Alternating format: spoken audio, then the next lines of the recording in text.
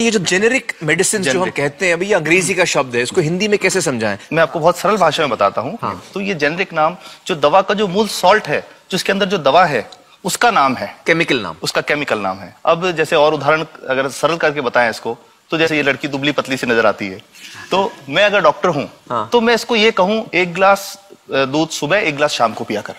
पर चिकित्सा के व्यवसाय में दुर्भाग्य से हमारे देश में ऐसा नहीं हो रहा। हम ये नहीं कहते कि आप भैंस का दूध लेके आइए, हम कहते हैं कि वो रामू की भैंस का दूध लेके आना। यही ब्रांडिंग है। ये जब उसकी दुकान पे जाती है, वो कहता है 500 रुपए लीटर है, लेना है कि नहीं लेना।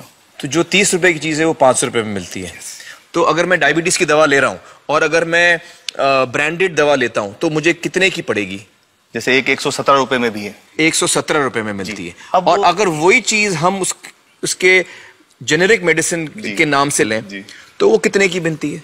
वो मात्र 1 रुपए 95 पैसे में 10 गोली मिलती है।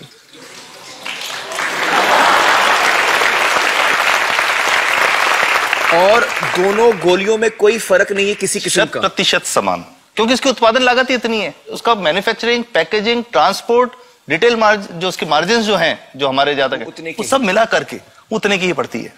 कुछ कैंसर के मैं आपको उदाहरण दूंगा, उसमें एक ही दवा जो ब्लड कैंसर के काम में आती है, बाजार में 1.25 लाख रुपए का एक पैकेट मिलता है। 1.25 लाख का एक पैकेट जो 1 महीने चलता है। और जेनरिक में वही दवा जेनरिक में अलग अलग कंपनीज जो बनाती हैं, एक 10,200 में बेचती है, एक 8,800 में बेचती है और एक 6,500 में बेचती है। मतलब ये आपका ये कहना है कि आपके ये प्रयास से इतने कम में राजस्थान में पब्लिक को, आवाम को ये दवाएं पहुंचा रहे हैं आप इस वक्त? जी, क्या बात है। मेरा ये सवाल है कि डॉक्टर्स जो हैं वो हमारे पर्ची पर जेनेरिक नाम क्यों नहीं लिख के देते? क्यों लिखते हैं वो ब्रांडेड? जाने नहीं देंगे बाहर फिर? नहीं, सब जाने देंगे। जब एक नया मेडिकल प्रैक्टिशनर जब प्रैक्टिस शुरू करता है, तो उसके पास जो कंपनी के जो मेडिकल रिप्रेजेंटेटिव्स होते हैं, सेल्स बढ़ाने का उनका काम होता है, मार्केटिंग प्रिंसिपल के हिसाब से सेल्स एजेंट होते हैं बेसिकली। फिर वो कहते हैं साहब आप हमारी जो दवा है यही लिखना, ये बहुत बेहतर दवा है, इससे मरीज ठीक होगा। और उनको डॉक्टर्स को लिखने के लिए उनको प्रेशराइज किया जाता है, उनको टेम्प्ट किया जाता है। तो ये इसमें बहुत बड़ा कारण है जो दवा की कीमत को उसकी वास्तविक कीमत से 5, 10 गुना, 20 गुना तक बढ़ा देता है। एक बहुत बड़ा कारण है, क्योंकि हमारे पास जब हम टेंडर करते हैं तो बहुत सारे कंपनी वाले आते हैं, जो भारत की जो सबसे बेहतर कंपनियां, जिसके भी नाम, वो रेपुटेड कंपनियां जिनके नाम आप ले सकते हैं, वो सभी हमें वो उसको जो 70 रुपए की है उसको 2 रुपए में, 5 रुपए में दे रही है। 30 रुपए की दवा 2 रुपए में दे रही है। इतना ज्यादा फर्क। तो कंपनी तो दे सकती है और देना चाहती है और हमें देती भी इतनी कम दामों में, हमें दे ही रही है ना, ये संभव तो है। अच्छा, मैं आपको बताऊंगा कि भारत से हम लगभग 45,000 करोड़ रुपए की जेनरिक दवाइयां प्रतिवर्ष विदेशों को निर्यात करते हैं। आप भेजते हैं दुनिया भर में जेनरिक, ये जो सस्ती दवाएं हैं आप विश्व भर में भेजते हैं, और हमारे लोगों को नहीं मिल रही। हमारे देश में महंगी है, हमारे देश में महंगी है। और अगर ऐसा है तो हमें कोई ईस्ट इंडिया कंपनी की जरूरत नहीं, हम वापस उसी दिशा में जा रहे हैं। आपने जब ये शुरू किया तो आपको कोई रेजिस्टेंस फेस करना पड़ा राजस्थान में? देखिए, जो प्रयास हम कर रहे हैं ये बेसिकली धारा के विपरीत बहने का एक प्रयास है जी। काफी थ्रेट्स भी हैं, क्योंकि इसमें माफियाज भी हैं, ड्रग माफियाज जो ऑपरेट करते हैं। और हम हमेशा ये बात कहते हैं कि हम 100 साल से भी पुरानी शोषण की व्यवस्था को बदलना चाहते हैं, पर हमने हमेशा डॉक्टर्स को दोषी नहीं माना। सारे डॉक्टर्स बुरे नहीं है। 50-60% तो जेन्युइनली वो चाहेंगे कि गरीबों को कम कीमत पे दवा मिल जाए, वो चाहेंगे। और आज भी ऐसे डॉक्टर्स हैं जो अपने घर से सैंपल्स ला करके अपने जेब से पैसे निकाल के मरीज का इलाज कराते हैं। ऐसे डॉक्टर्स आज भी हैं। बिल्कुल सही। तो मैं इनको एक उदाहरण भी बताता हूँ कि कैसे हमारे जो काम वाली थी, उसका बच्चा था छोटा।